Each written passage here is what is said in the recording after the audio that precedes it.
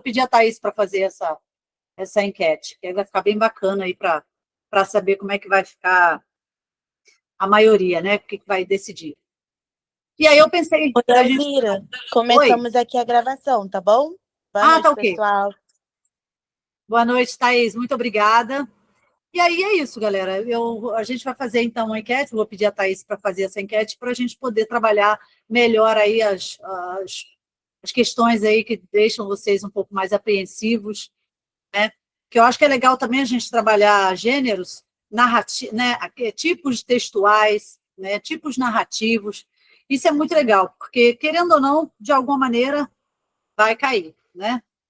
Bem, eu vou começar a apresentar aqui para vocês o material e já de antemão também avisando vocês que hoje a nossa aula vai ser um pouco voltada para a interpretação. Eu dividi bem as questões, eu acho que tem mais ou menos ali umas 5, talvez, de português, né? Mais voltado para o português, instrumental e tal, mas tem umas 5 ou 6, porque eu acho que são 10, 11 questões, mais voltada para a interpretação. Então, eu queria, em algumas delas, ouvir a opinião de vocês, né? Se não todos, mas pelo menos 1 ou 2 que puder colocar aqui no chat a opinião, a interpretação possível, eu acho legal. Porque cada uma né? Cada um vai fazer a sua própria interpretação. Mas eu acho que é legal a gente saber se isso está comungando, né? Se está concatenando com a maioria, né? Então, vamos lá. Deixa eu espelhar esse material aqui para vocês, porque isso normalmente é um sofrimento para mim.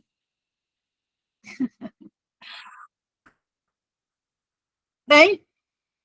Vocês estão acompanhando bem? Oba!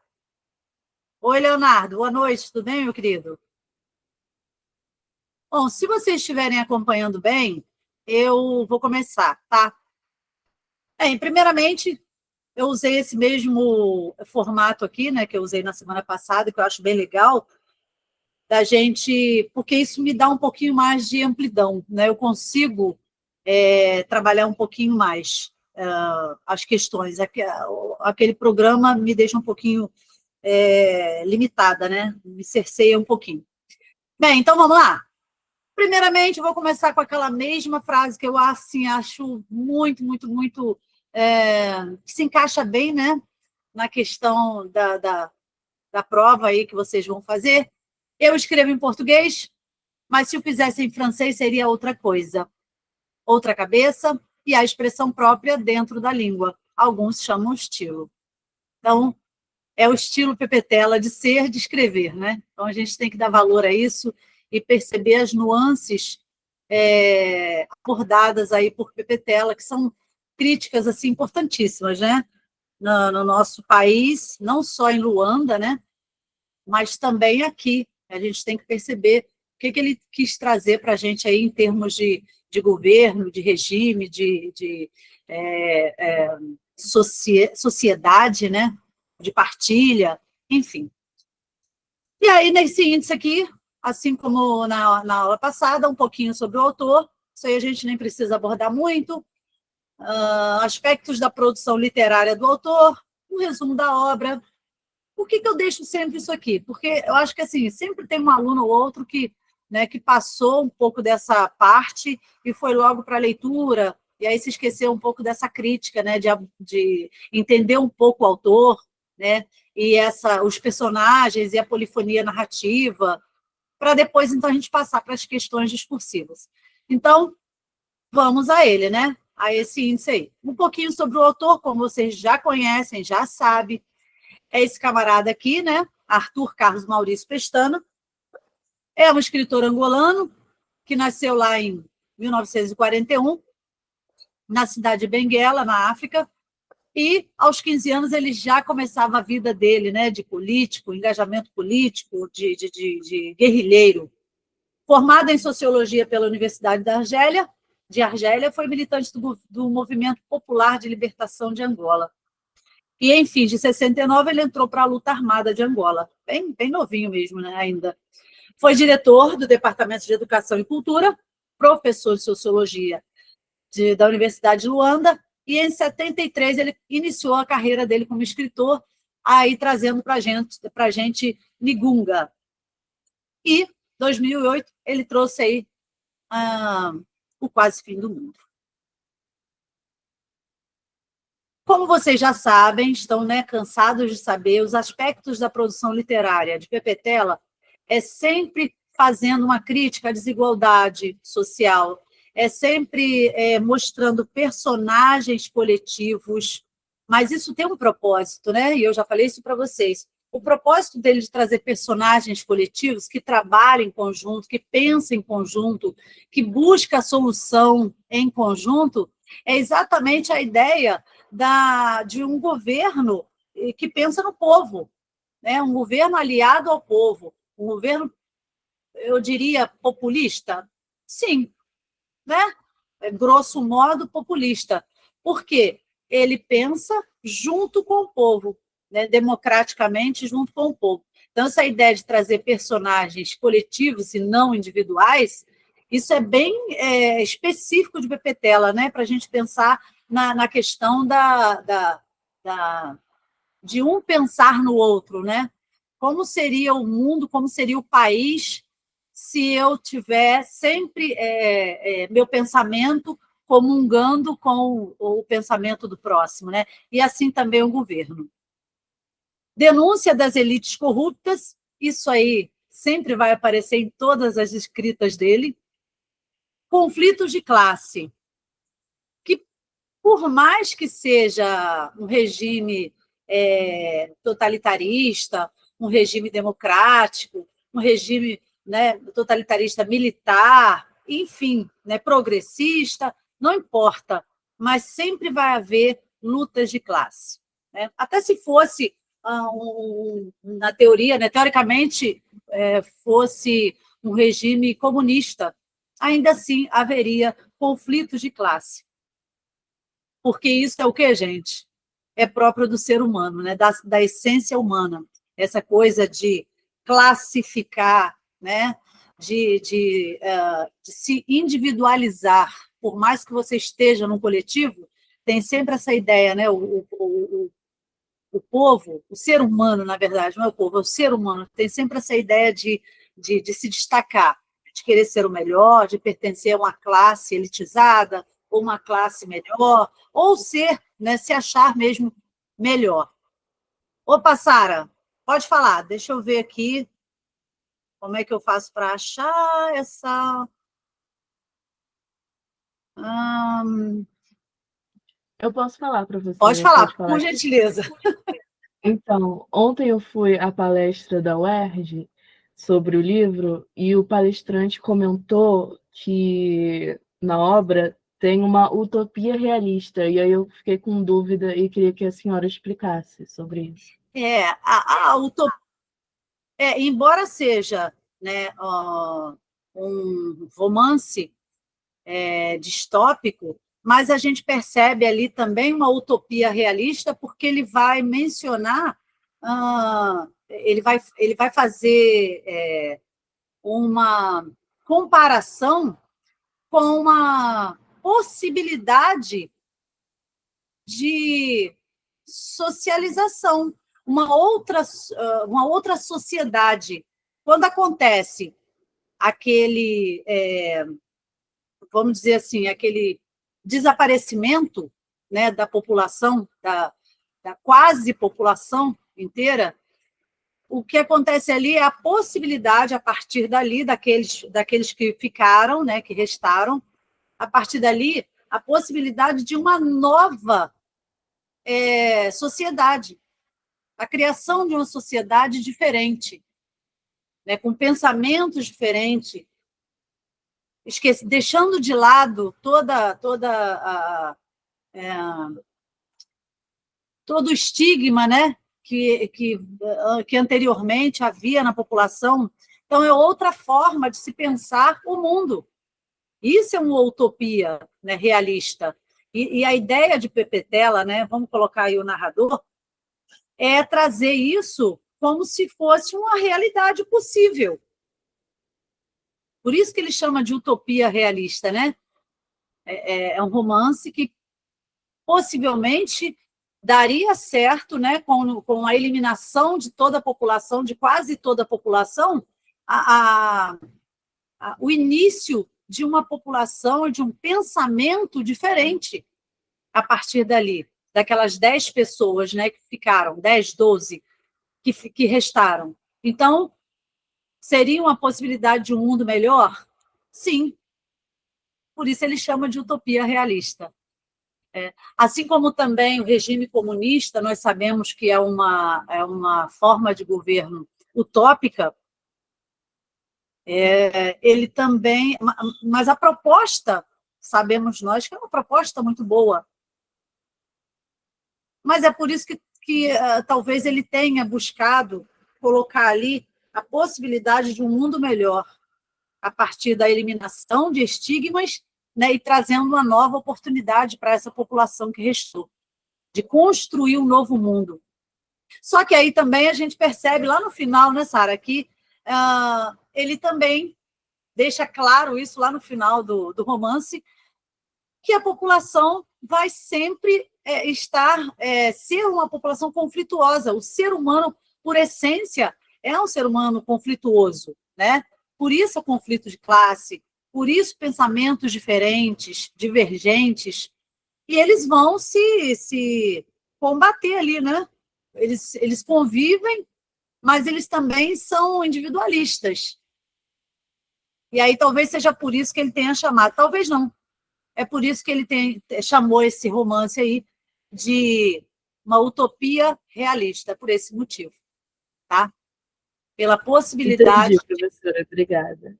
Pois é, da possibilidade de um mundo melhor, sugerido aí pela utopia.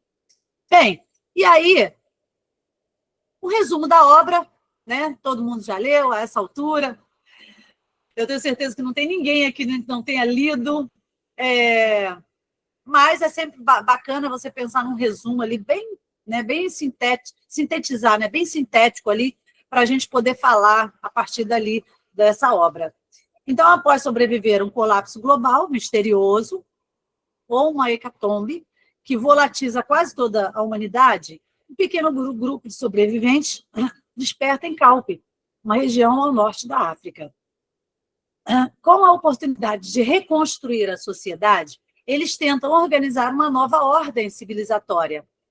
E é essa nova ordem civilizatória, Sara, a que o professor se referiu, né? Essa nova possibilidade de uma sociedade, de uma nova civilização, né?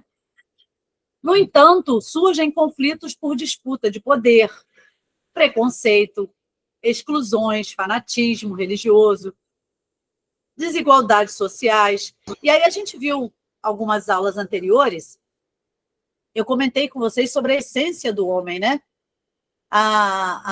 O homem, por excelência, ele tem todos esses estigmas, né? Ele vem já prontinho, cheio de preconceitos, né? Cheios de conflitos, fanatismo. A gente tem uma gama de problemas que implica esse ser humano.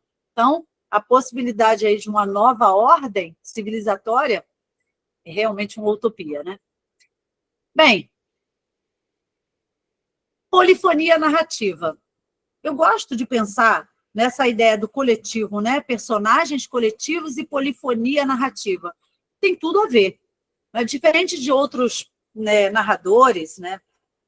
A Pepetela, ele traz, além de personagens coletivos, ele traz também uma polifonia narrativa, porque ele utiliza todos esses personagens como narradores. É diferente de outros romances, que tem sempre um personagem que é o protagonista, né? Ele sempre vai ser aquele que vai comandar ali, né? Toda a ação, toda a trama. Aqui é diferente no Quase Fim do Mundo. Pepetela, ele traz ali, no primeiro capítulo já, ele vai surgindo em primeira pessoa com o Simba. Então, é o Simba ali fazendo ali suas divagações, né? Já no segundo capítulo, o narrador se coloca já em terceira pessoa. É aquele narrador onisciente que vai resumir os acontecimentos e personagens lá do primeiro. Olha aí, a gente já não tem esse narrador aí, já não é mais o Simba, né? É um narrador em terceira pessoa. É aquele narrador observador, né? No terceiro capítulo, o narrador surge novamente em primeira pessoa, só que agora quem? A Geni, né? Aquela fanática religiosa e tal. E aí ela vem se colocando ali no terceiro capítulo. E assim vai, até o final do livro, né? Então ele utiliza, além de personagens coletivos, ele também utiliza o pensamento, né? Ele coloca ali o pensamento de cada um. Isso é bacana, né? Porque a gente passa a conhecer o personagem na íntegra, o íntimo do personagem. Quando a gente só tem um personagem, um protagonista, né, é aquele, ou seja, ou em primeira pessoa ou em terceira pessoa, a gente fica distante dos outros personagens. A gente não sabe muito bem o que aquele personagem pensa, o que ele sente, quais as atitudes que ele poderia tomar. Então, é sempre uma surpresa. Tem um lado bom, né? Mas eu acho que quando o personagem se coloca em primeira pessoa, isso fica muito mais fácil, porque você consegue conhecer o personagem intimamente, né?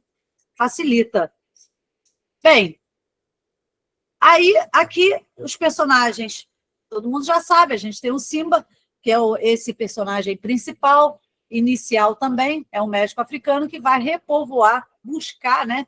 Repovoar a Terra.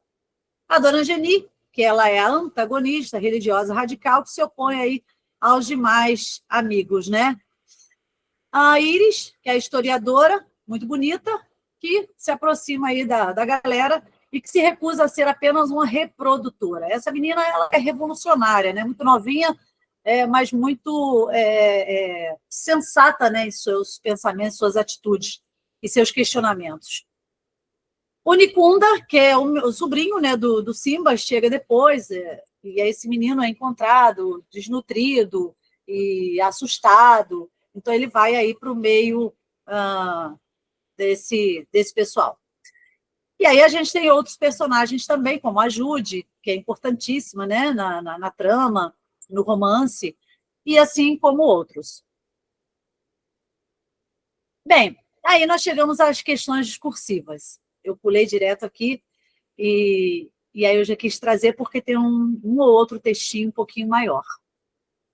Como eu falei para vocês, eu trouxe mais ou menos 10, 11 questões. Dentre elas, eu coloquei mais ou menos umas 5 bem voltadas para a língua portuguesa, né? Para a gramática, e umas 5, mais ou menos, 4, 5, talvez, de interpretação. Tá? Então, vamos ver como é que isso vai funcionar? Vamos lá. Eu quero, como eu falei para vocês, como a interpretação, fica a cargo de cada um fazer uma interpretação à sua maneira, mas desde que tenha a ver com o comando enunciativo, evidentemente, mas a forma como você vai abordar essa resposta, aí é de cada um, né? Vamos lá. Esse texto aqui, se eu não me engano, vai abarcar a questão 1 e 2. Diz assim: palavras são entes vivos, nascem e morrem com toda uma história que pode ser curta ou longa, às vezes tão longa que simula a eternidade, enganando muita gente, de entremeio. O legal das gírias, né, a gente está falando de palavras, então vem sempre essa ideia das gírias, né, que é recorrente. O legal das gírias é que elas nos permitem acompanhar esse ciclo em miniatura, como se estivéssemos num laboratório. Vão do nascimento à morte, como qualquer palavra, mas com raras exceções, como bacana, percorrem rapidamente a distância entre os dois pontos. O caráter efêmero está na sua natureza. A brevidade da vida é o preço que pagam pela intensidade com que se jogam, cheias de ímpeto juvenil, com todos os excessos da missão de comunicar, misturando sentido e atitude. Essas são as gírias, né? Da galerinha mais nova. São como certos artistas malditos. Brilham demais e se consomem depressa. Durar além da conta seria visto, no caso delas e deles, como um ato de mau gosto.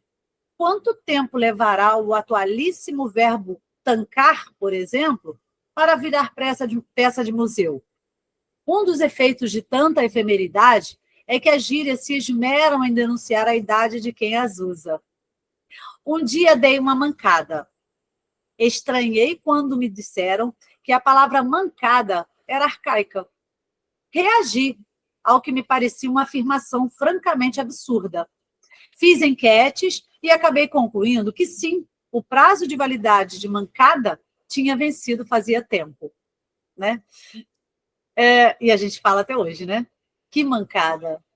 Não tanto tempo, porém, que me permitisse retomá-la em chave irônica, como supimpa. Que mancada. Etarismo à parte, recomenda-se cuidado com essas coisas numa sociedade de adesão automática ao novo, em que envelhecer, além de certa idade, é encarado como uma espécie de gafe. Bom, né? Texto legal, né? Bem, e aí, na questão, diz o seguinte: indique 2 exemplos de gírias mencionadas no texto. Uma que funcione como marcador social de idade e outra que funcione como pertencimento a um grupo. E aí eu queria que vocês justificassem a resposta em cada caso. Por quê? Identificar, isso aí está bem claro, né? Mas como é que você justifica a sua resposta sobre cada caso? E aí? Alguém pode falar? Eu não estou vendo o chat? Quem se arrisca? Primeiramente, indicando 2 exemplos de gírias mencionados no texto. E aí, quais seriam os termos aqui? Vou voltar. Oi, prof. Boa noite. Oi, fale, meu bem. Então, eu diria que para marcador de idade, a mancada, né? Porque meio que o eu lírico do texto está falando, né, que já passou a validade dessa palavra. E tancar com o pertencimento de um grupo, porque é muito usado por jovens, por exemplo, que fazem parte de um nicho específico. Faz parte de um nicho, né? Mas você disse mancada, né? Supimpa também, né? Sim, mancada, supimpa, mancada, são Você fala, né, marcadores. que usa supimpa como um tom irônico. É verdade. É um marcador social, né? O que mancada em tom irônico, o supimpa também, um termo aí bastante arcaico, né? Mas que a gente enxerga isso, isso sugere um marcador social, de fato, né?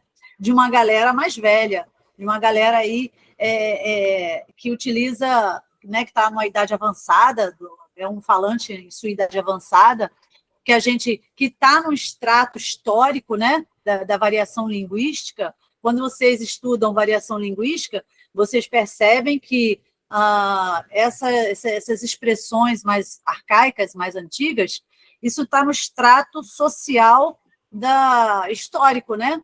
Da galera que vai aí, ao longo dos anos, ficando para trás algumas expressões, e que elas mencionam ainda porque não se adaptam bem às expressões novas, né? Então, essa variação aí, essas variantes linguísticas, isso é muito da idade do falante, né? Da comunidade falante. E vai realmente se associar a essa faixa etária. E a outra, você falou que é o tancar, né? Mas me diz uma coisa, o tancar, ele pertence a um nicho, que é a galera mais nova. Mas em que situação esse termo aí é utilizado? Alguém sabe? Alguém pode me dizer? Que tancar, para mim... De jogadores de LoL, eu acho. É verdade. É verdade, é muito tipo, próprio. Não aguentei, não consegui aguentar. Não, tá ótimo, maravilha, é isso aí. Então, o tancar também, né, vai denunciar, né, vai sugerir essa galera mais nova, e em detrimento aí, né, de expressões antigas, as expressões novas, elas estão se consolidando. Mas, como o texto disse, né, mesmo que essas gírias são mais breves, né, são mais efêmeras, Algumas conseguem cristalizar, né? Então, elas vão para o dicionário. Outras não. Outras morrem, né, para nascer outras. E assim vai esse ciclo, né, linguístico. Então, é bacana da gente pensar na... Oi, Sara, pode falar. Então, eu tenho uma dúvida em relação à variação linguística, porque eu estava estudando esses dias, e eu acho que a senhora até comentou em uma das aulas, só que eu não me lembro, porque o PPT, ele escreve mais grande ou mais pequeno, e aí eu estava em dúvida se é uma variação linguística diastópica ou diafásica, eu fiquei em dúvida. Essa variação, ela é mais não, diafásica não, né? Ela está mais para diastópica, porque, veja bem, ele busca entremear uma expressão de Luanda, né, de África, com a expressão brasileira, com a língua portuguesa brasileira, do Brasil. Então, ele vai fazer ali um entremeio, né? Então, são expressões que em Luanda é muito comum, né? Não é tida como... Eu acho que eu falei isso numa aula mesmo, não me lembro bem qual. Mas, assim, lá é tido como uma expressão correta. Correta. Agora, deixa eu tirar um negócio aqui que apareceu. Agora, aqui, essa expressão é tida como uma expressão informal, né? Uma maneira informal de se expressar.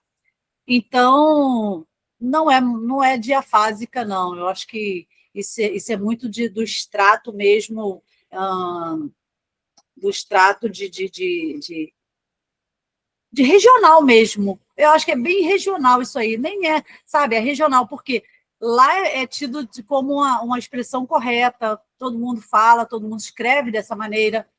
Já aqui é tido como uma expressão informal, né? Mais da fala do que propriamente da escrita. Então, a gente tem que pensar nisso, né? Esse entremeio, como é que ele trabalha essas expressões de lá, né? De Portugal, em África, na verdade, né? E as expressões da língua portuguesa no Brasil.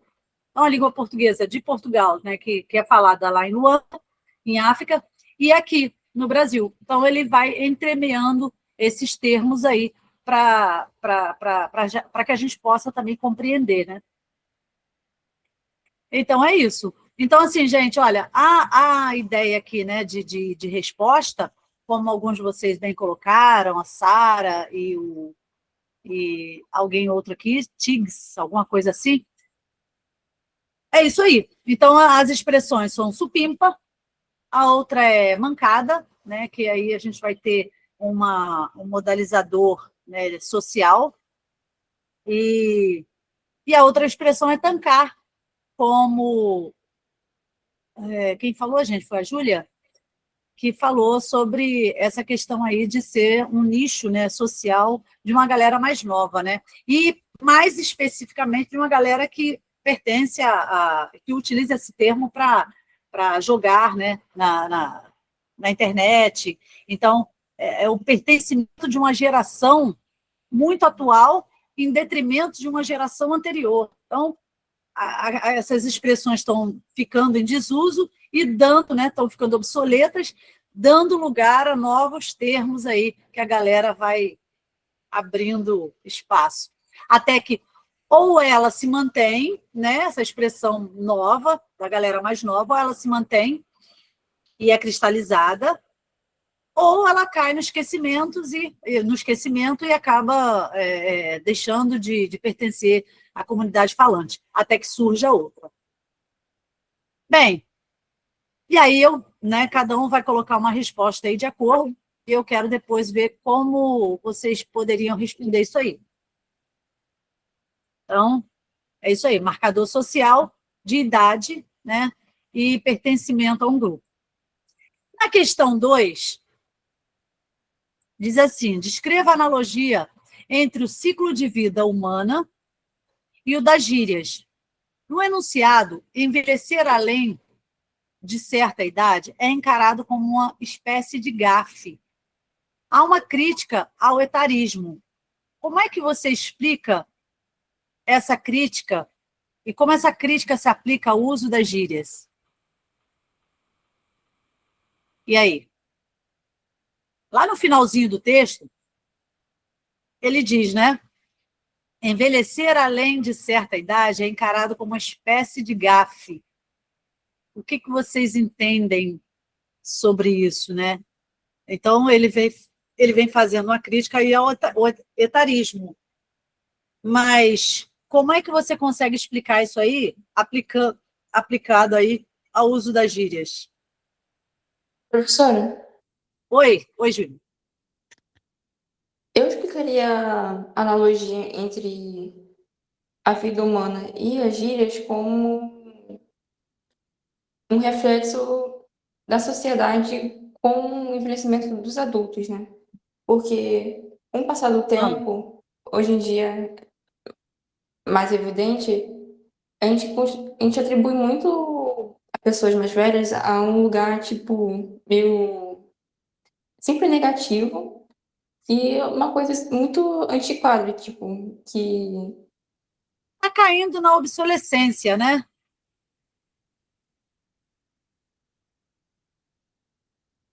Mas é isso mesmo, Júlia. Cadê você? Então, é exatamente o que você disse, Júlia. A ideia da pessoa mais velha, né, quando o termo que a questão fala, o ciclo de vida humana, e para você associar as gírias, na verdade, Júlia, é você perceber que a vida, qual é o ciclo da vida? Começo, meio e fim. Esse é o ciclo da vida, né? Você nasce, então você é jovem, depois você morre. A gíria, paralelo a isso, é a mesma coisa. Se a gente for pensar na gíria, ela nasce numa comunidade falante, normalmente aí a galera mais nova e tal, mas ela morre também. Então ela tem seu ciclo, né? Ela tem um começo, um meio, onde todo mundo ali está falando, tá, né, conhecendo a gíria, aquilo ali está, né, sendo disseminado, mas aí depois ela arrefece e morre. Então, se você for fazer uma analogia entre ciclo de vida humana e gíria, é exatamente isso. As duas, ambas têm começo, meio e fim. E a ideia aqui, né, de envelhecer além de certa idade é encarado como uma espécie de gafe, é exatamente isso que a Júlia falou, gente. É como se envelhecer fosse algo negativo, algo ruim, né?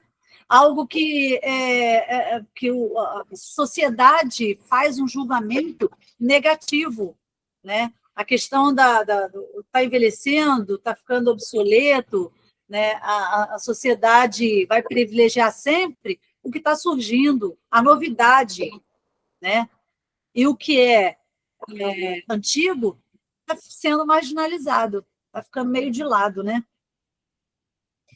Até que se cheguem outras gírias, aquela vai tomar o lugar né, de mais antiga.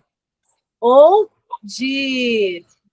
Desculpa, gente, está uma barulheira aqui tremenda. Minha porta está aberta, porque está calor, né?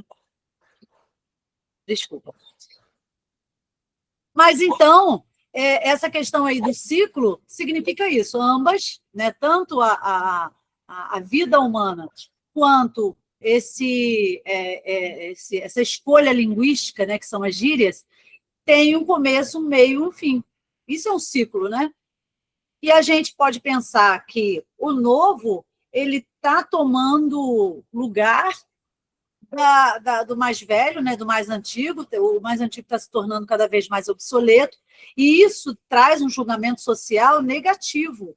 A gente percebe que isso é uma forma de marginalizar o antigo,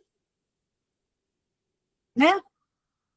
Quando, na verdade, se a gente pensar, né, o antigo ele tem tanta coisa a oferecer, né? Porque se tem o novo, é porque já houve um antigo, né? Que propiciou, né? Que contribuiu, que promoveu esse novo. Então, mas como qualquer ciclo, é exatamente isso que acontece. Oi, Nana, pode falar.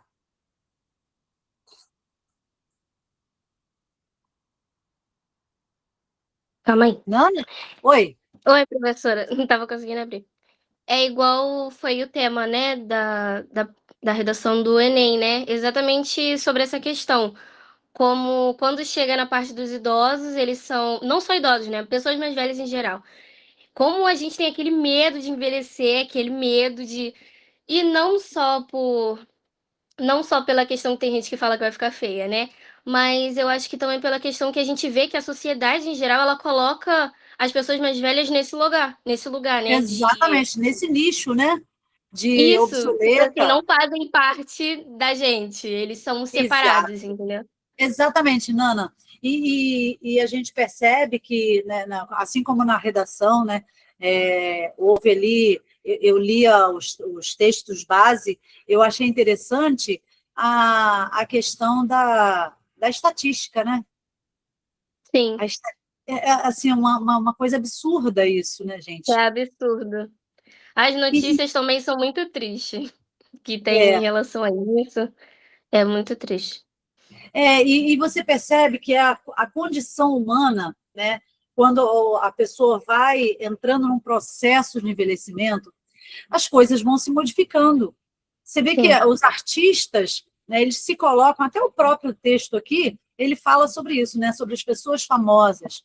Elas se colocam durante o tempo, elas tentam se manter, mas a verdade é que o tempo é cruel, né? O tempo Uhum. ele vai derrubando todas os muros que você constrói em Sim. torno de si. Então, essa pessoa que está envelhecendo, ela vai caindo na marginalização, porque o Eu mundo lembro, ele está girando e ele está buscando novidade. sim, eu lembro que meu professor até falou sobre que é uma coisa mais do meio que do europeu, né? Esse desprezo ao que é antigo. E que, por exemplo, nas religiões de matriz africana e nos povos originários, eles valorizam muito aquelas pessoas que viveram mais tempo, porque A elas têm muito mais tradição, conhecimento. exatamente, a tradição são povos tradicionais, né?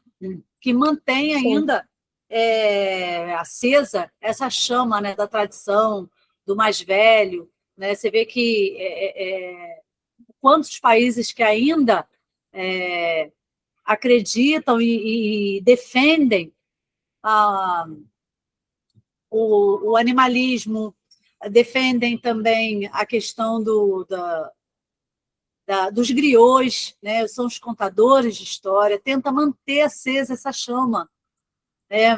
Tenta não deixar morrer, mas, infelizmente, eu acho que a urgência da vida, a urgência desse mundo tão tecnológico, tão competitivo, né, que busca sempre superação, né, e a própria globalização também, né?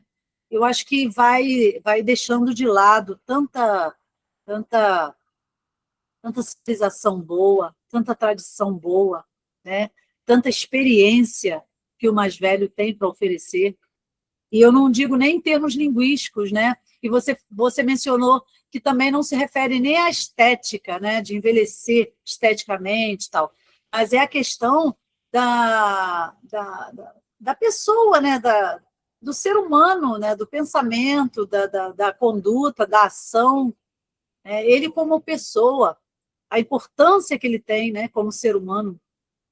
Então, essa questão 2 aí traz esse ciclo, né, da gíria, analogamente ao ciclo da própria vida, que os dois aí têm um começo, tem um meio e um fim, né? As gírias um pouco mais breve e a vida é um pouco mais longa, mas tanto uma quanto a outra tem um final, né? Bem, e aí vamos passar para a questão 3, que é uma tirinha. Nunca trouxe tirinha, né, gente? Nunca trouxe tirinha, é verdade, olha. Então, essa tirinha responde aí, é uma pergunta aí para as questões 3 e 4, que diz assim, na legenda do primeiro quadrinho, diz assim, Jeremias trabalha. barulheira. Jeremias trabalha em regime análogo à escravidão na colheita de tomate. Aí, lá no segundo quadrinho, diz assim: Javier é funcionário não registrado em uma dark chicken, no centro de São Paulo. E aí, no terceiro quadrinho, do cachorro não para, diz assim: Julie Anderson sustenta a família prestando serviços para um aplicativo de entregas. E no último quadrinho, João Vitor é colaborador em um startup que faz joguinhos para Android. Aí, voltando lá no primeiro quadrinho, o Jeremias, que trabalha no regime de escravidão, né, bem parecido com o regime de escravidão, diz assim: sem moleza, cambada. Aí, no segundo quadrinho, o Javier, que é funcionário, né, de uma dark chicken, diz assim, no centro de São Paulo: e aí, Bolívia? É para hoje essa porra? É para hoje essa porra? Né? Então, uma cobrança aí, né? E aí, no terceiro quadrinho, o Júlio Anderson diz assim: ô, a seta, arrombado! Aí o cara não dá seta para o entregador aí de aplicativo. E no último quadrinho, ele diz assim, a personagem diz assim: delivery de novo, Vitinho? E aí ele diz: mas é que é tão prático e tão baratinho, dona Paola. Então, nessa tira, há um mecanismo linguístico de referenciação que se repete em cada cena. Especifique qual é esse mecanismo e explique e exemplifique-o. Qual é a sua função na construção do sentido da tira? Então, são duas perguntas aí, né? Primeiro, você identificar, né? Há um mecanismo linguístico aí de referenciação que vai se repetindo aí em cada quadrinho, né?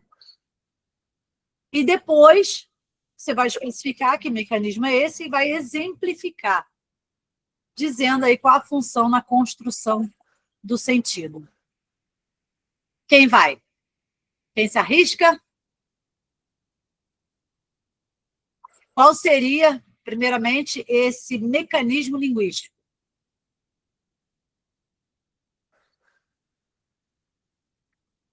Vai, Júlia. Sara?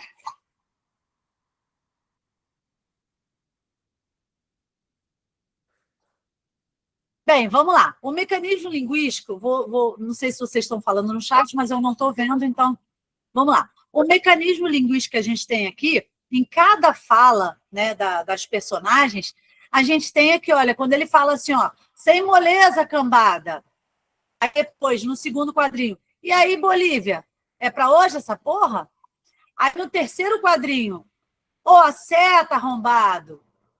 E no quarto quadrinho, ela diz: delivery de novo, Vitinho? Aí ele diz: ah, mas é porque é tão prático, tão baratinho, dona Paola. Vocês não perceberam nenhum mecanismo linguístico aí? Bora, gente, vamos arriscar. Coloquialismo e gíria? Não? Oi? Coloquialismo e gíria? Gíria?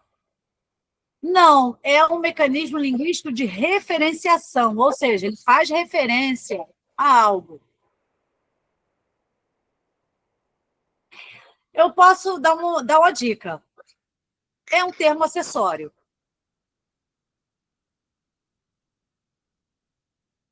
Bom, dentro de uma construção frasal, você tem termos essenciais, termos integrantes e termos acessórios. E aí? Dá para ter uma ideia? O Gabriel colocou no chat que é um vocativo. Ô, Gabriel, fala, Gabriel. Eu não estou vendo o chat, Gabriel, mas é exatamente isso. Obrigada, Clara.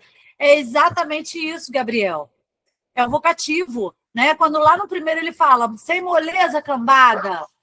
Cambada, ele chama a atenção daquele pessoal ali, né? Da colheita de tomate.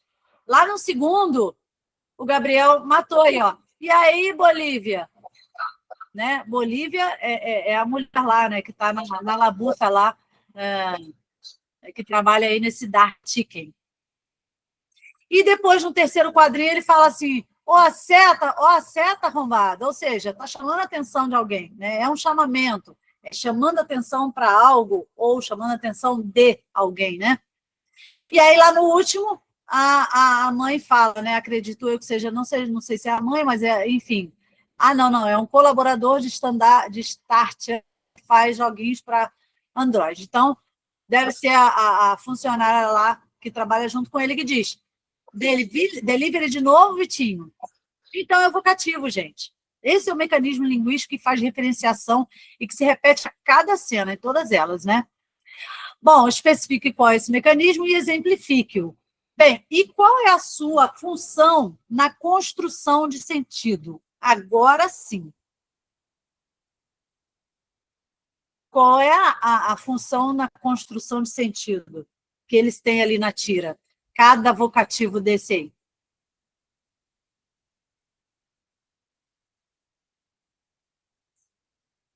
É o sentido, né? Quando ele fala aí, ó... Tratar o trabalhador de forma negativa, né? Como é que é, Sara? Fala de novo. Tratar o trabalhador de forma negativa. Sim, na verdade, é exatamente isso, Sara. Quando ele fala cambada, quando ele fala Bolívia e quando ele fala arrombado, na verdade, ele está inferiorizando, ele está cometendo ali vários preconceitos, né? Ele comete preconceito linguístico, ó. Ele comete preconceito xenofóbico, ele faz xenofobia ali quando ele fala no segundo quadrinho. E aí, Bolívia, né? Bolívia é a mulher. Então, é xenofobia, né, gente? É porque ela veio de fora para trabalhar e aí ele vai inferiorizar essa mulher. Então, todos ali, você vê que o capataz lá, ele vai dizer, sem moleza, cambada. Como assim cambada, né? Cambada por quê? Então, ele está, mais uma vez, inferiorizando essa população, né? Essa classe trabalhadora aí. Bom, é isso aí, Sara. Maravilha. Que mais? Que mais vocês podem perceber aí, além de cambada e Bolívia? E no arrombado? O que vocês percebem aí? É uma negativação, é um negativismo também, né? Mas em que sentido? Quando ele também... Ofensa, não? Hã? Ofensa, não? Ofensa, quando ele também inferioriza o trabalho do entregador, né? Desse prestador de serviço aí, que é o entregador de delivery, né? De aplicativo. Então, também é uma inferiorização, também é uma forma de diminuição, né? De diminuir esse trabalho. E aí, no último, vocês percebem isso também?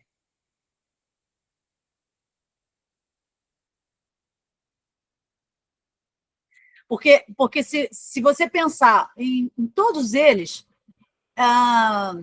o personagem ele fala de forma grosseira, né? Sem moleza, cambada. Lá no segundo ele fala, e aí, Bolívia, é para hoje essa porra? Ou seja, olha o tratamento dispensado a esse funcionário, né? No terceiro quadrinho ele fala, ó, a seta arrombado. Significa que ele está dando, nesse terceiro, inclusive, além de inferiorizar o trabalho, né, de um prestador de serviço, ele também, de marginalizar isso, ele também mostra ali a invisibilidade dessa função. Porque ele está ali de bicicleta, né, fazendo o serviço dele, na rua, na via, assim como o carro, assim como os transeuntes, ele está ali fazendo o trabalho dele, mas ele é inferiorizado e ele é invisibilizado. Quando alguém fala para ele, ó, a seta arrombado. Como é que ele vai dar seta, né, se ele está de bicicleta? Então, é uma forma também de inferiorizar, né, de marginalizar esse trabalho. E no quarto quadrinho, Gabriel, você percebeu? Sara, Júlia, o que vocês perceberam no quarto quadrinho? É a mesma, a construção aí de sentido é a mesma? Não, porque tem outro ponto de vista, é o ponto de vista da pessoa que está consumindo aquele delivery e, de certa forma, não está dando o valor, né? Por ser muito barato, não vê que por trás tem uma pessoa que está sendo explorada por essa empresa. Exatamente. E outra coisa bacana de se pensar é a expressão que ela utiliza no vocativo. Vitinho. Professora, Né, Júlia? Você vê que ela chama de novo, delivery de novo, Vitinho. Então, olha aí, gente. Quando ela chama o personagem de Vitinho, né, pelo nome de Vitinho, pelo diminutivo Vitinho, ela mostra um tom carinhoso. Diferente dos outros professora, 3 quadrinhos, né, de trabalhadores, que são inferiorizados, até na maneira de se referir a ele, né? Vocês perceberam isso? A gente vê o Vitinho ali, um professora, não tratamento... vale. Ah, Desculpa. Não pode vale a falar. pena também dar uma olhada no, no personagem falando dirigindo para a superior dele, Dona Paola. O comportamento Ah, também muda muito. Vai depender do não, contexto social também que ele tá. exato. E outra coisa que a gente tem, exatamente, quando ele fala Dona Paola, né? E você percebe que aqui é particularizar esse personagem também, diferente dos outros 3 quadrinhos. Aqui a gente tem esse tom único, carinhoso, né, com o personagem Vitinho, quando ela coloca isso no diminutivo, né, esse vocativo, esse nome no diminutivo, é um tom carinhoso. E a gente pode pensar também que, olha a legenda, João Vitor é colaborador, né? Já no terceiro é tão assim absurda, né, a diferença que no primeiro ele fala assim, ó, lá na legenda, Jeremias trabalha em regime análogo à escravidão na colheita de tomate. Está bem explícito, né?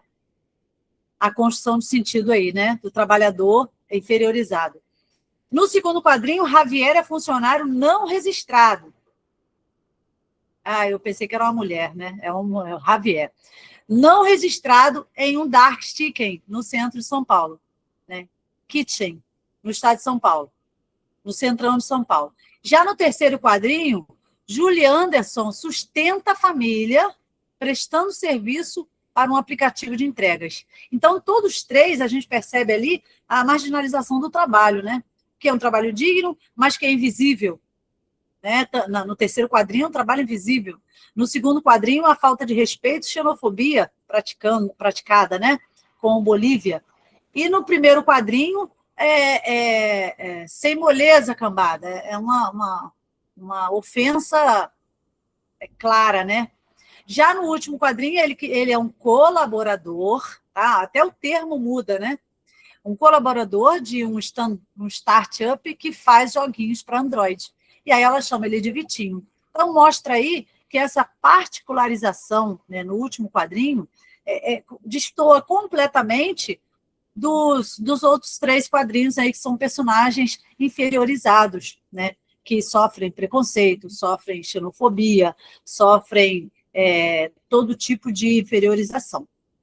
Então, são essas funções aí que a gente percebe na construção de sentido de cada um, né? Cada um exercendo aí uma função e sendo tratado de acordo, infelizmente.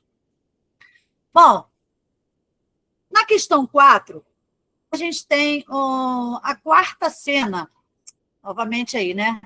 A quarta cena, vou descer um pouquinho. Contrasta com as outras 3. Explique esse contraste, identifique 3 elementos textuais que o particularizam. Acho que a gente até já respondeu essa aqui, né, gente? Meio que a gente já respondeu falando aí desse quarto quadrinho, né, sobre o Vitinho, que é esse vocativo carinhoso, único, que vai particularizar esse trabalho, essa função, né, exercida aí pelo Vitinho, que é um colaborador, diferente dos outros, que são chamados de arrombado, né, de Bolívia, né, que é uma fobia, né, faz referência aí ao país, né, desse trabalhador, e o outro que é um trabalhador braçal aí na colheita de tomate, que também é chamado de cambada. São termos aí bem inferiores, né? Bom, e aí na questão 5 diz assim: o aviso reproduzido abaixo é afixado no mural de uma escola.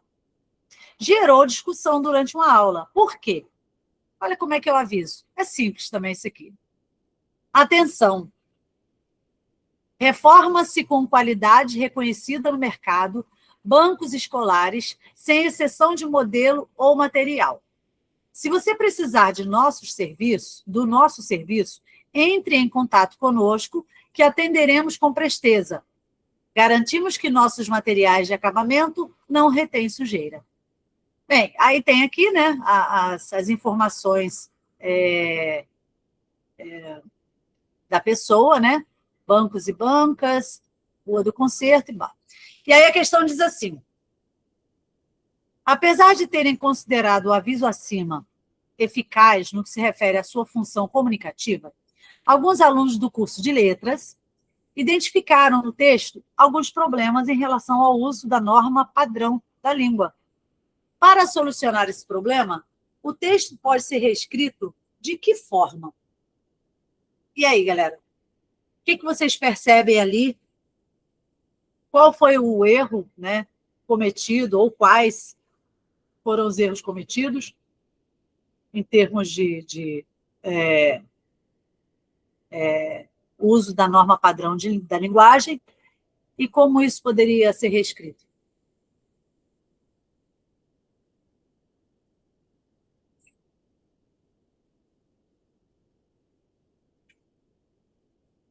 Professora, Tem eles estão dois. pedindo para voltar o texto.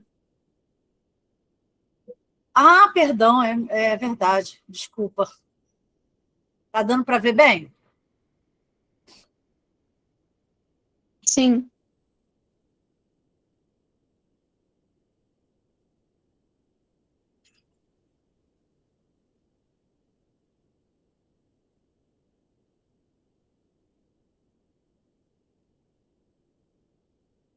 E aí? Quem se arrisca?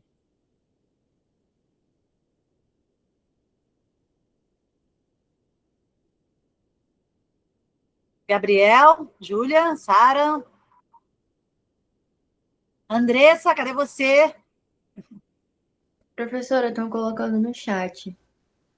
Oi, Cauane. Ai, caramba. Como é que eu faço para buscar esse chat? Calma aí.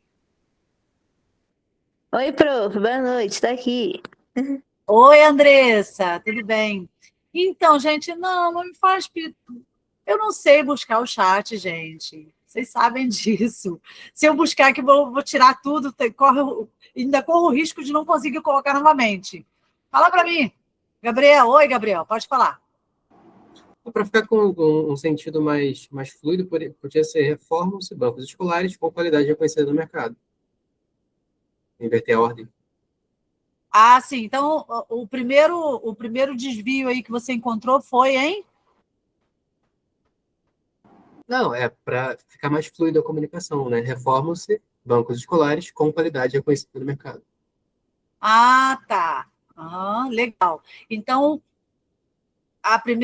o primeiro desvio cometido aí, e que, né, se fosse reescrever utilizando a norma padrão da língua, seria: reformam-se com qualidade reconhecida no mercado, bancos escolares, sem exceção de modelo ou material. O que mais, Gabriel?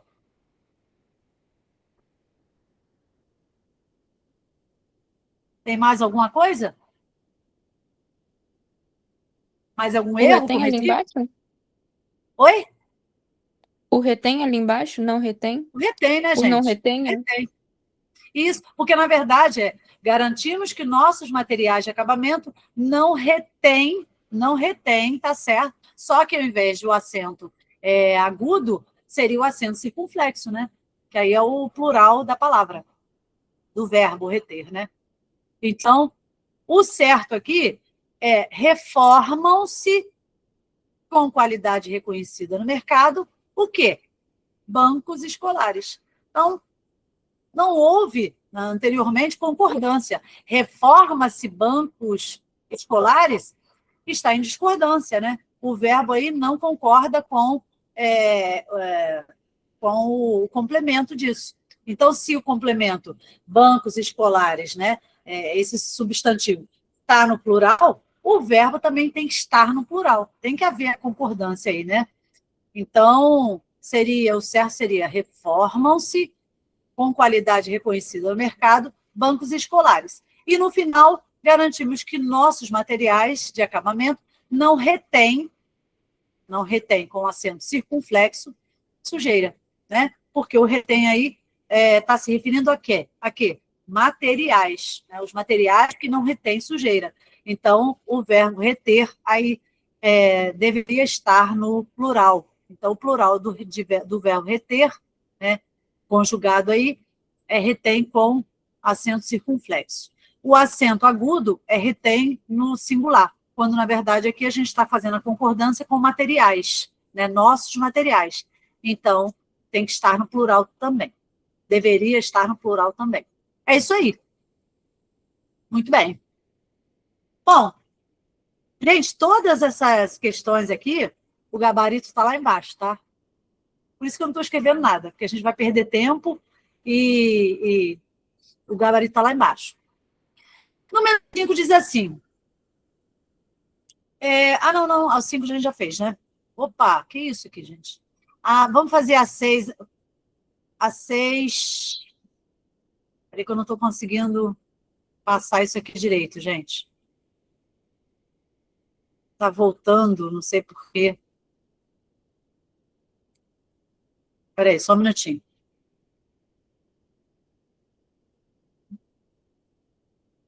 A questão 6 diz o seguinte, olha.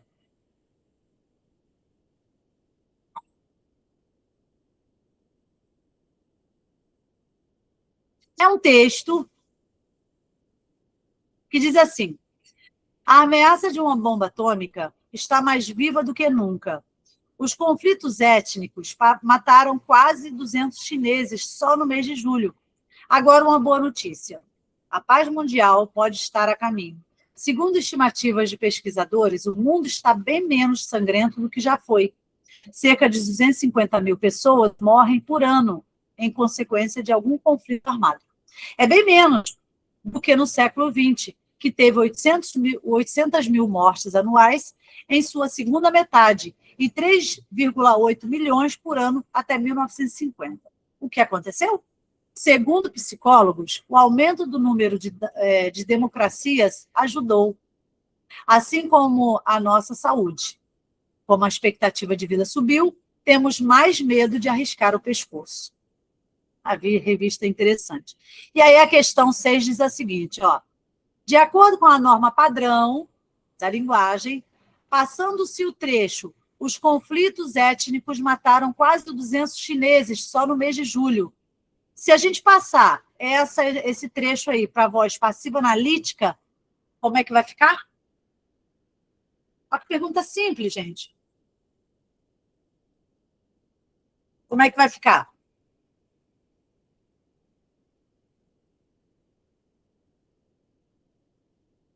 Júlia? Gabriel? Sara, cadê você? E aí? No mês de julho, quase 200 milhões de chineses, quase 200 chineses foram mortos em conflitos étnicos. Isso aí. Foram mortos quase 200 chineses só no mês de julho. Você poderia colocar dessa maneira também, né? Pelos conflitos étnicos. Então, você vê que aqui é como se você estivesse colocando aqui os conflitos étnicos como agente, né? Sujeito agente. Né? Como se ele fosse o sujeito agente, quando, na verdade, não é, né? Os conflitos étnicos mataram? Não, ele tem que ser o agente da passiva, né? Então, foram mortos quase 200 mil chineses só no mês de julho, por conflitos étnicos. Aí sim ficaria perfeito. Muito bem. E uma pergunta simples, né? Utilizando aí as vozes verbais. Na questão 7, diz assim, ainda sobre o tema acima, o texto acima, em que período é possível identificar um elemento coesivo de referenciação catafórica? Transcreva-o e explique. A gente sabe que tem um elemento coesivo anafórico, né, que já apareceu no termo anterior, né, nos períodos anteriores, ou na oração anterior, ou na frase anterior, enfim, já apareceu anteriormente, e existe o elemento coesivo catafórico, que é aquele que ainda vai surgir, ainda vai aparecer no período. A gente também chamaria também de elemento coesivo antecipativo. Onde é que nós temos isso? Agora uma boa notícia. A paz mundial pode estar a caminho. Perfeito, é isso aí. Agora uma boa notícia, 2 pontos. E aí o que vem é uma expressão referencial catafórica, né? Que você ainda vai ser dado a conhecer. Então, esses 2 pontos aí é um marco crucial para você entender o que vai acontecer. Né? Então, esse termo aí é catafórico, porque ainda ele está antecipando o que você vai ler, né? Vai tomar consciência. Então, agora uma boa notícia, 2 pontos. A paz mundial pode estar a caminho. Maravilha. E lá embaixo também tem outro, né? Que diz assim, olha, assim como a nossa saúde, 2 pontos. Como é a nossa saúde? Como a expectativa de vida subiu, temos mais medo de arriscar o pescoço. Então, aí tem 2 aí, você pode escolher, né? Esse elemento coesivo, referencial, catafórico. Professora, Oi? ali no texto, segundo psicólogos, também seria considerado elemento catafórico? Não, não. Segundo psicólogos, na verdade, é uma adverbial de conformativa, porque dá uma ideia de conformidade, né? Você está em conformidade com alguém. A tese aqui, né, da revista Super Interessante, está em conformidade com a fala dos psicólogos, né, de que o aumento do número de democracias ajudou e tal, tal, tal. Então, segundo o psicólogo, não é um termo catafórico nem anafórico, ele é uma expressão conformativa, ou de conformidade, tá? É uma expressão, inclusive é um termo adverbial, tá? De conformidade. Depois você dê uma olhadinha, ó. Segundo, de acordo com, deixa eu ver o que mais que a gente pode utilizar, elementos coesivos de formativo. De acordo com, segundo os psicólogos, consoante com, também é uma adverbial conformativa, né, que dá a ideia de conformidade. É quando você entra em acordo, a sua tese, né, a sua forma de pensar, o seu raciocínio está de acordo com o raciocínio de alguém, de um especialista, por exemplo. Então, aqui, ele vai entrar em conformidade com o pensamento ou a pesquisa, né, dos psicólogos, que é o aumento do número de democracias em judô. Tá bom? E eles não sabem. Vamos lá. A questão 7. Já falamos, né? Da questão 7. Vamos lá. Execução do movimento. Execução do movimento. A melhora no tempo médio de vida da humanidade é inquestionável. Mas ela foi acompanhada por alterações dos nossos hábitos corporais, mudança no estilo de trabalho, lazer, não tão saudáveis. Grande parte da população economicamente ativa trabalha por longo período de tempo em frente a um computador, muitas vezes sem postura, nem iluminação adequadas e em excesso. ou passa longos períodos sentada ou em pé. Sem falar na constante pressão por produtividade em curto espaço de tempo e no estresse emocional. Alguns problemas comuns decorrentes do estilo de vida moderno são sedentarismo, esforço repetitivo, alimentação, estresse e corpolatria, né, que é o culto, né, ao corpo e tal. Bem, e aí como é que a gente vai resolver essa questão 8 que diz assim: Luciana trabalha em uma loja de venda de carros. Ela tem um papel muito importante de fazer a conexão entre os vendedores, os compradores e o serviço de acessórios. Durante o dia, ela se desloca inúmeras vezes da sua mesa para resolver os problemas dos vendedores e dos compradores. No final do dia, Luciana só pensa em deitar e descansar suas pernas. E aí a questão diz assim, olha, pede o seguinte: na função de chefe, preocupado com a produtividade, número de carros vendidos, e com a saúde e satisfação dos seus funcionários, qual seria a atitude correta frente ao problema? Vejam bem, vocês, isso aí é uma pergunta bem individual mesmo, né? Ela como chefe, né? Um chefe preocupado com a produtividade da empresa, né? Que é a venda de carros lá. E com a saúde também e satisfação dos funcionários. Mas ela mesma, né, a Luciana, no final do dia ela está exaurida, que só pensa em deitar e descansar suas pernas. Então, vocês percebem ali, né, que o texto lá em cima é uma base para mostrar o quanto o estilo de vida moderno, que é essa agitação, né, de uma jornada de trabalho exaustiva, esse deslocamento que ela faz, né, que o brasileiro faz, né, que o trabalhador faz, muitas vezes é até um deslocamento muito maior do que o que a Luciana faz. Isso tudo provoca, né, nessa vida moderna, é provocado pelo sedentarismo, né, o estilo de vida, né, pelo sedentarismo, pelo esforço repetitivo, né, que a gente tem aí o ler, né,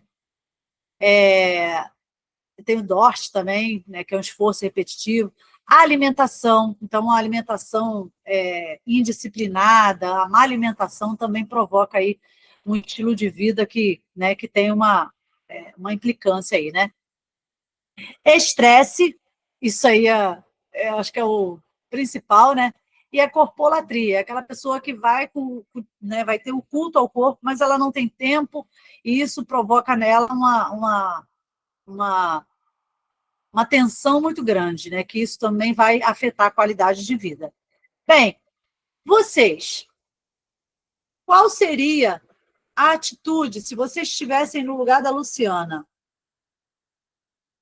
Qual seria a atitude correta frente a esse problema?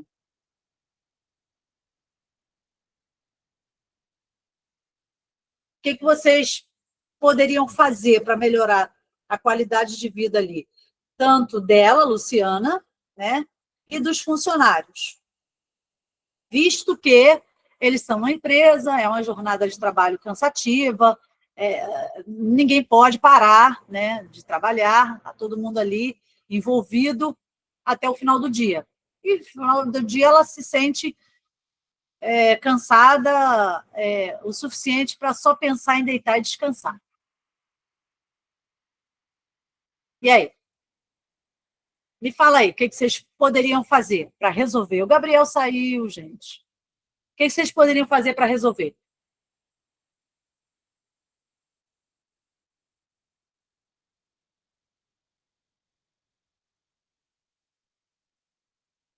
E aí, galera, nada? Mudanças na escala? Hã? Mudanças na escala ou maiores intervalos para o pessoal descansar? Melhores condições de trabalho? Me fala de novo, Andressa.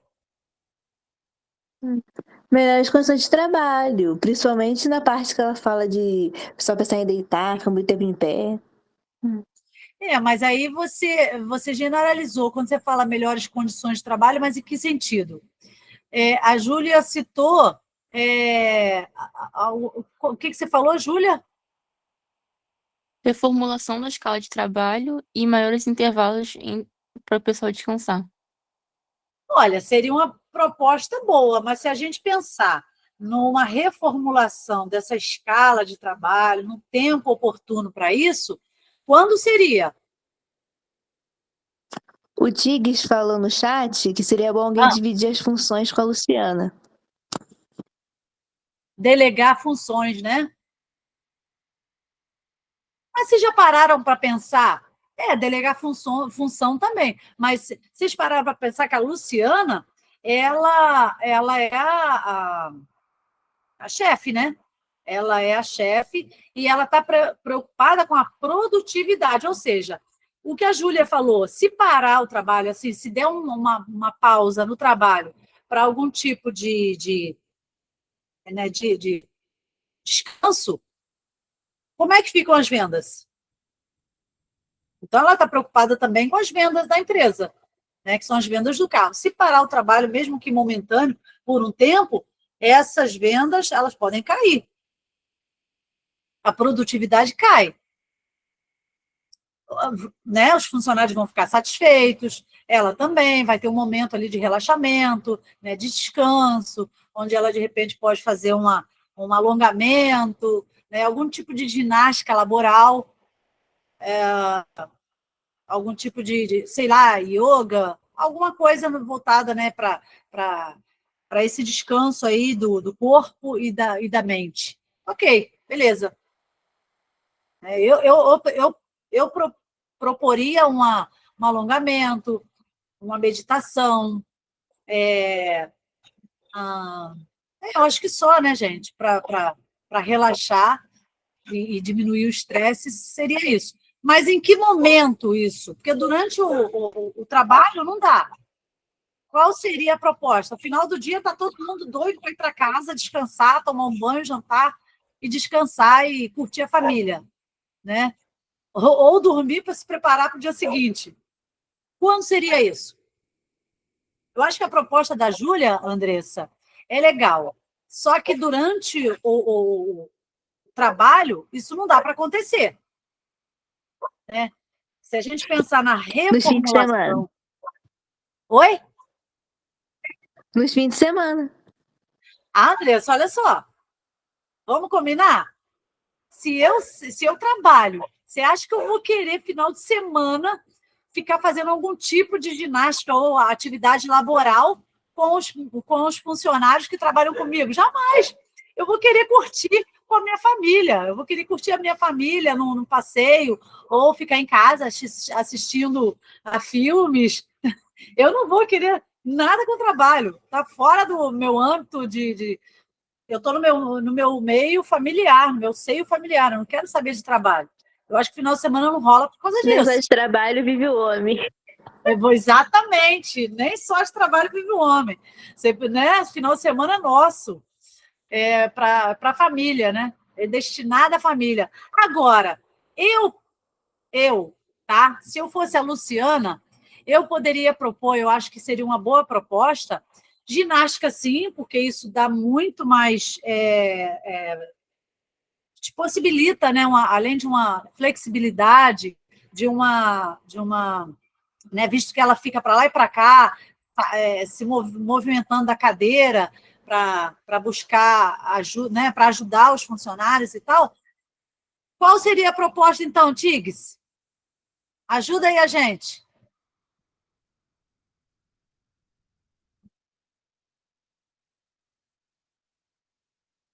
Ainda vou ajudar vocês mais um pouquinho.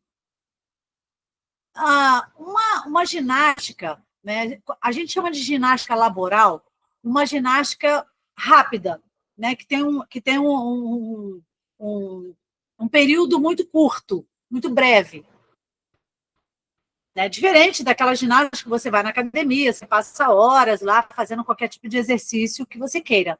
A ginástica laboral é aquela que propõe, a proposta é algo muito rápido, né, muito breve, porque você tem outros a fazer. Oi? O Tigres falou que tem algumas indústrias que oferecem exercício, né, para os funcionários, para evitar acidentes, estresse. Perfeito. Aham.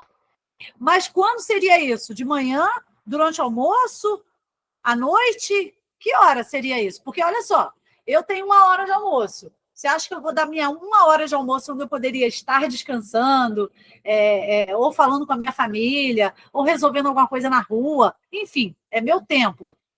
Para eu fazer uma ginástica laboral, eu não faria isso. À noite, eu quero pegar minhas coisas e ir embora para casa, eu quero descansar, eu quero ver minha família, eu quero ver meus filhos. E aí? Só sobra o quê? De manhã, né, gente? De manhã, né? Porque eu acho que é o momento que você chega, né? Seu corpo precisa... Ele falou que é no início do expediente. Exatamente, no início do expediente é o ideal, né, gente? É o mais correto. É o ideal que você chega, né? E a empresa separa ali 15 minutinhos, 10 minutinhos que seja, para poder trabalhar essa parte de alongamento, né? De flexibilização, né? Corporal. E eu acho que assim, eu acho que se toda empresa, né, que tem um ritmo de trabalho muito acelerado, se propusesse essa pausa, né, como a Júlia falou, de uns 15 minutos para todos ali participarem, a produtividade, né, ia melhorar. As vendas iam melhorar e, automaticamente, a satisfação também dos funcionários também aumentaria, né, gente? Porque você trabalha, você está relaxado. Agora, quando você está tenso, seu corpo está tenso, seu corpo não consegue relaxar, muito menos a sua mente. Então, a proposta aí, né, eu gostei das propostas que vocês fizeram de reformulação, de uma proposta gostei. E é exatamente isso, é você propor aos seus funcionários e a si mesmo esse momento, né, de relaxamento. Bacana, gostei. Vocês viram que a 8 é bem democrática, né? Vamos lá. A questão 9 diz assim: os padrões sociais estabelecidos moldam a imagem corporal na mente das pessoas. A gente está falando de padrão social. A imagem corporal idealizada pelos pais, pela mídia, pelos grupos sociais, desencadeia comportamentos estereotipados que podem comprometer a saúde. Essa busca tem levado muitas pessoas a procurar alternativas ilegais e até mesmo nocivas à saúde. E aí, na questão, isso aí é da revista Corpociência, né? Mas foi adaptado. A imagem corporal tem recebido grande destaque e valorização na sociedade atual. Qual é a consequência desse excesso de culto ao corpo, à imagem? Qual seria a consequência? E a gente está falando não só, a gente está falando de uma sociedade, então envolvendo aí homem, mulher. Quais seriam as consequências dessa preocupação excessiva com o corpo? Lá em cima a gente falou do corpo e da mente, né? Do cansaço, do estresse, do sedentarismo, da alimentação, da corpolatria. E aqui? Qual seria a consequência desse excesso de preocupação?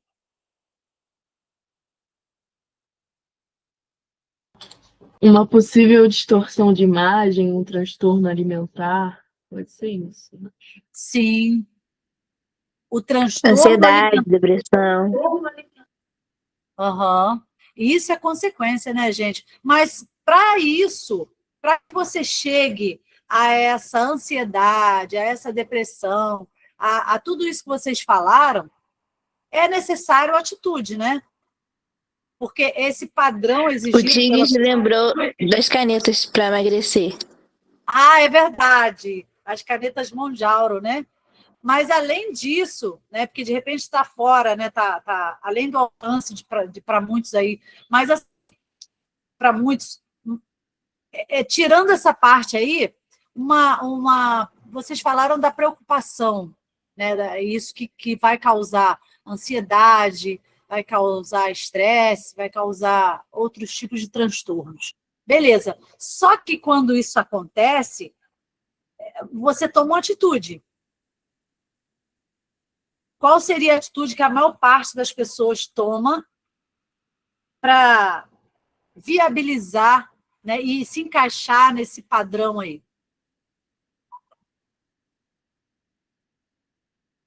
O que as mulheres normalmente fazem, né? A gente está falando das mulheres porque a gente tem essa preocupação maior, mas os homens também fazem isso, né? O que as mulheres normalmente fazem para se encaixar nessa imagem, nessa estética corporal que a sociedade exige e dita como padrão? Algumas desenvolvem distúrbios alimentares. Normalmente, né? Ela busca a magreza, ela busca enfatizar a vida dela toda em busca de um corpo ideal. E aí ela vai buscar a magreza, né? Ela vai buscar ficar sempre magra para se encaixar nesse perfil, né, ditatorial de sociedade padrão. E aí, evidente, entra o que você falou. Aí já entra a ansiedade, entra a preocupação de se manter, né, dentro dos padrões. E isso, gente, é uma consequência que vai trazer transtornos alimentares, né, anorexia. Muitas vezes a pessoa tem aquele outro transtorno de embolia. É embolia, gente? Onde a pessoa tenta botar para fora o que come? Não, é outro nome, né? É outro nome. Enfim, depois vocês procuram ver aí qual é o nome desse outro É isso transtorno. mesmo, professora. É embolia? Professora, Bulimia.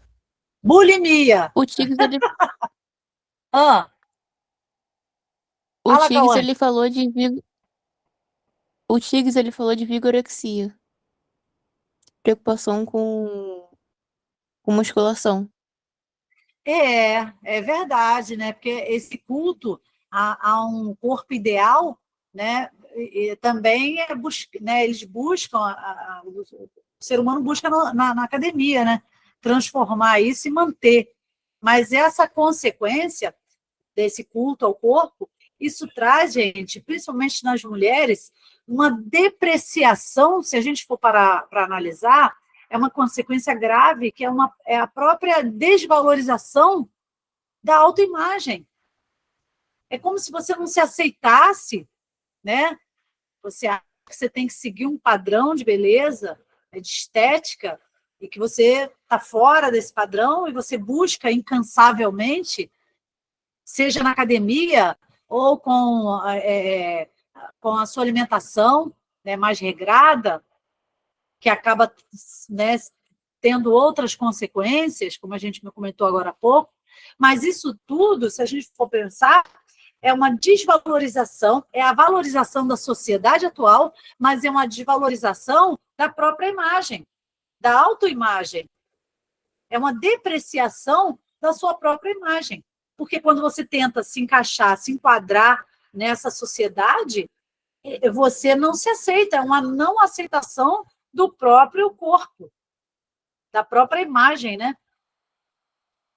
O que vocês acham? E ainda tem mais, né? Uma pessoa que ela começa a buscar essa autoaceitação, né?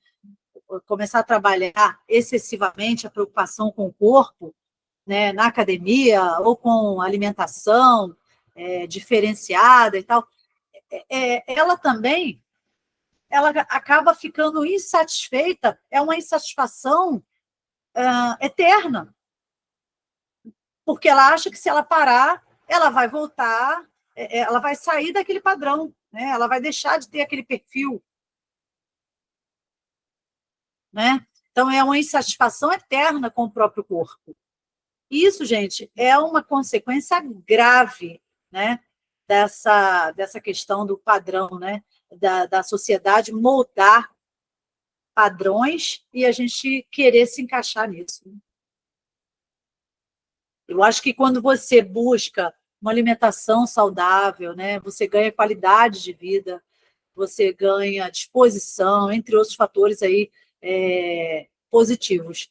Mas quando isso se torna uma preocupação constante, um excesso, aí eu acho que é hora de você repensar que você está depreciando a sua própria imagem, né? E valorizando o de fora, que é um padrão que nem todo mundo consegue se encaixar.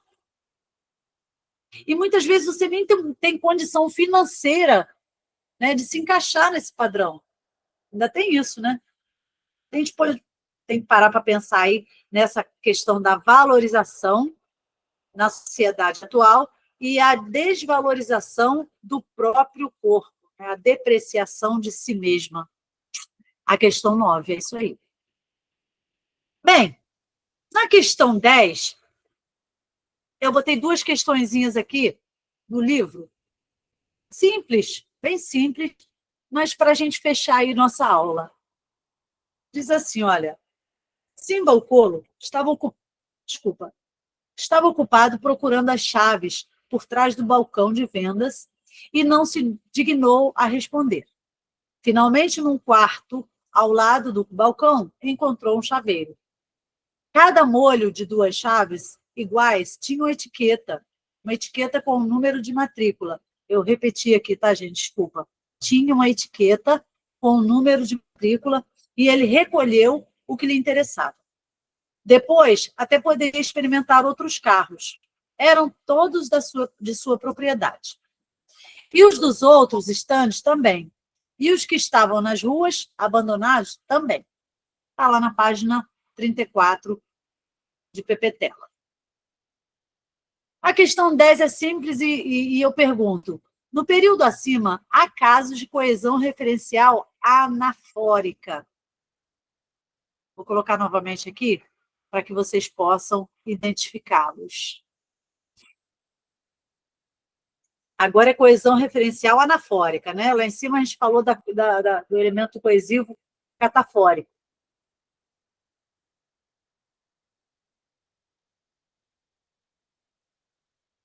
E aí? Professora, Fale. ele não se dignou a responder? E não Se se encaixa? dignou. E não se dignou a responder? Anáfora. Então, vou te dar uma dica. Não, não é isso não. Vou te dar uma dica, Júlia. Nos recursos linguísticos... Oi, Sara, só um minutinho. Nos recursos linguísticos, a gente tem as figuras de linguagem, certo? E uma das figuras de linguagem que remete a um termo que já apareceu anteriormente é a anáfora, né? Isso é um recurso linguístico, que a gente chama de figuras de linguagem. Nos recursos coesivos, a gente chama esse mesmo termo, né, que a gente vê lá nos recursos linguísticos, a gente vê nos recursos coesivos. E aí a gente chama de recurso coesivo referencial anafórico. Ou seja, são termos ou palavras que já apareceram anteriormente e que se repetem.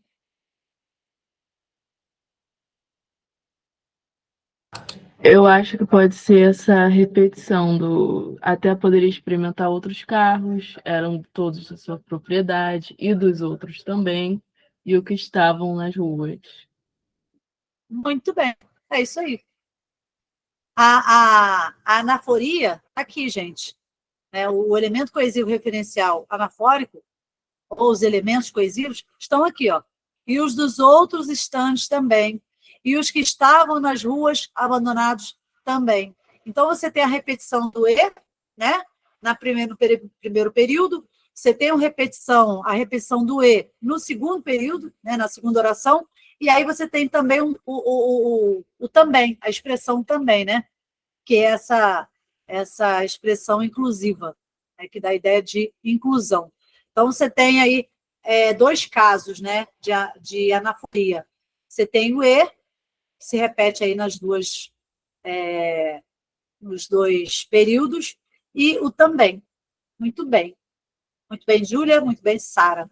Bom, e aí são esses dois casos que vocês identificaram. Na questão 11, diz assim, olha, no diálogo entre Simba e Jude, aquele disse, aquele, né, Simba, eu vou buscar-te de manhã à casa da dona Geni, mas agora vamos escolher o carro. Se o uso do pronominal fosse mesoclítico, como ficaria e em que tempo e modo verbal estaria?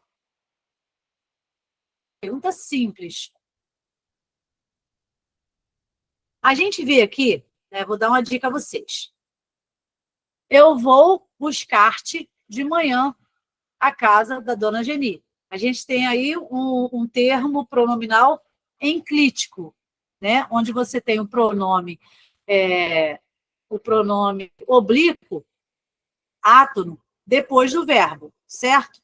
É o T, segunda pessoa. Mas se ele estivesse sendo colocado na sua forma mesoclítica, como ficaria? E aí depois você vai dizer em que tempo e modo verbal estaria.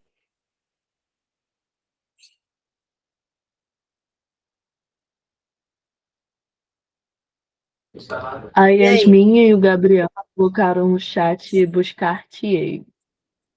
Opa! Buscar-te-ei, que não precisa nem colocar o eu, né, que aí seria redundante. Buscar-te-ei, muito bem, a casa da dona Geni. Mas agora vamos escolher o carro. E aí? E em que tempo e modo verbal estaria? Essa colocação mesoclítica.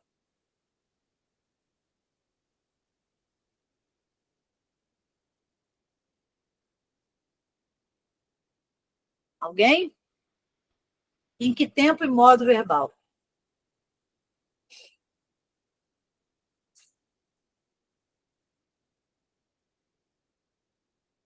Nada, gente? Buscar-te-ei não é a mesma coisa que buscarei? Se é a mesma coisa que buscarei, então eu tenho aí um futuro do presente. Futuro do presente, gente. Do modo subjuntivo, tá? Buscar-te-ei a casa da dona Geni. Agora, só para fechar uma informação, tem um outro errinho aqui. Alguém me falou que quando foi a uma palestra na UERJ, né? E aí falou da utopia realista e tal. Então, Pepetela ele tem uma maneira de escrever e que às vezes a gente acha, né, como eu comentei, como alguns de vocês comentaram depois, que ele traz alguns termos, algumas expressões que aparentemente para nós é uma maneira muito informal, né, de escrita. Ok, exatamente. Talvez aí tentando entremear, igualitar, né, essas duas linguagens, né, de português de Portugal e o português do Brasil, tentando aí trazer uma equidade, né? Mas vamos lá. Quando a gente fala também de algumas formas de escrita, aqui, nesse diálogo aqui, a gente tem um outro desvio, por assim dizer. A gente tem um outro desvio gramatical. Se vocês forem lá no livro, tá lá, é nessa mesma página aqui, ó, página 34, tá? Que está lá aquele textinho da questão 10. Qual seria um outro desvio aqui?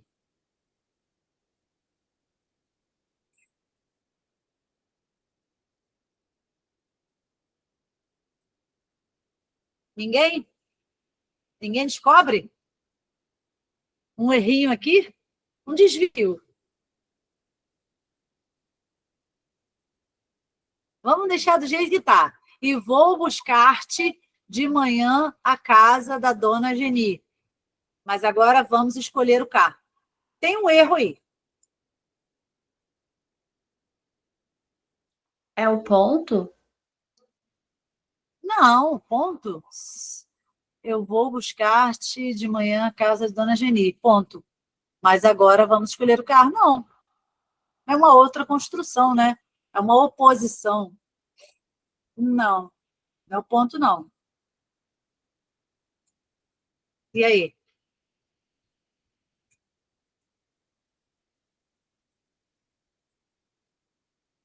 Vamos pensar nesse verbo ir. Quem vai, vai a algum lugar, certo? É um verbo regente. É um verbo que exige aí complemento com preposição, beleza? Quem vai, vai a algum lugar. Então, ele é regido por uma preposição. Dei uma dica. Falaram Então no é chat falta crase. Cauane e falta de Sara falaram junto. preposição. Opa, fala de novo. A falta de preposição a, crase. A crase, que a preposição está ali, né? Que é o a. A preposição está ali. Se você trocar a palavra casa por uma palavra masculina, você vai obter ao e não o. Então, a preposição está ali. Agora, o que falta é o acento grave, né? Agora, vejam bem. Se eu não tivesse especificado, né? Se nesse diálogo não houvesse a especificação da casa, esse a, que é a preposição, continuaria sem o acento indicativo de crase. Né? Isso é uma regra do acento indicativo de crase. Diante de casa e terra, quando não especificado, né, quando não vier especificado, a preposição não leva ao acento grave, tá? O A não tem acento grave. Mas quando essa palavra, esse termo casa ou o termo terra vier especificado, aí você tem que acentuar esse A, né? Então, aqui está especificado, é a casa de quem? Da Dona Geni. Então, por conta disso, tem que ter o acento indicativo de crase nesse A. Beleza? Deu para entender, galera?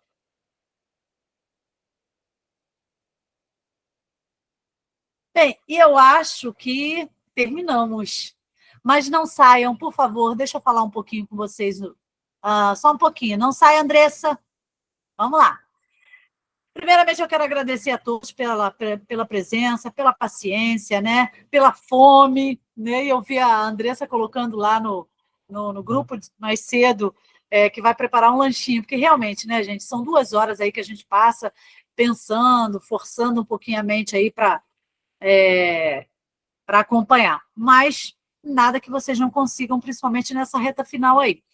Eu peço que vocês tenham força, perseverança nessa reta final, muito, muito, muito, mais do que vocês já estão demonstrando. Eu peço também que vocês confiem em vocês, né? No conhecimento que vocês construíram, que vocês adquiriram, em tudo que vocês aprenderam até então e que vão aprender um pouquinho mais até o dia da prova. O mundo é uma construção, né? O mundo é um grande aprendizado. E eu fiz um vídeo para o Enem, que vale para o UERJ também, em que eu disse o seguinte, que Paulo Freire, ele diz que a leitura de mundo precede a leitura da palavra. Então, quando você consegue ler a palavra, você consegue fazer a leitura do mundo. E vice-versa. Quando você faz uma leitura de mundo, a leitura da palavra se torna mais fácil. Então, é o conhecimento de vida, né? É o que vocês têm de experiência de vida. Muitas vezes, o que vai determinar uma resposta não é nem aquela resposta muito bem elaborada, é o conhecimento de mundo que vocês têm sobre aquele determinado assunto. É isso que vai fazer a diferença na hora de você elaborar uma boa resposta. Né? E isso, a UERJ, graças a Deus, né, a UFRJ também é assim, leva muito em conta o que você escreveu, né? A intenção, você conseguiu acompanhar um raciocínio, né? Mesmo que a sua resposta não esteja 100% bem elaborada, mas ela trilhou o caminho do correto, né? De uma resposta considerada correta.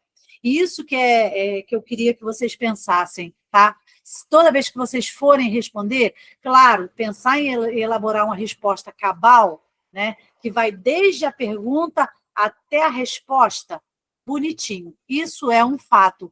Mas pensem que o conhecimento de mundo de vocês e a experiência de vida de que vocês, né, mesmo novinhos, que vocês já têm, vocês têm que levar isso para a sala de aula também. Vocês têm que levar isso ali para as questões ali, resolução das questões, tá, gente? E nós ainda vamos ter uma aula, acredito eu que ainda teremos mais uma aula.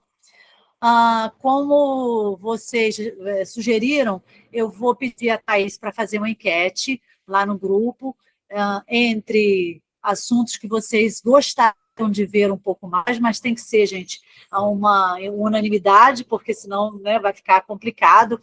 Eu vou ficar devendo aí para muitos, se vocês não chegarem a um consenso. Então, a ideia é gêneros textuais, mas eu quero ouvir um pouquinho de vocês. Pensei também em figuras de linguagem, né, que cai muito também. Então, eu vou deixar essa proposta aí em aberto para vocês escolherem, tá bem? Vou mandar esse material para vocês, porque aqui embaixo estão todas as respostas, tá? E, gente, agradeço a cada um de vocês por estarem aqui e até a próxima, se Deus quiser, tá bom? Teremos ainda mais uma aula, hein? Não esqueçam. Beijo, fiquem com Deus. Tchau, tchau, Duda. Tchau, Bruno. Tchau, Andressa. Tchau, Sara. Tchau, Cauane. Beijo.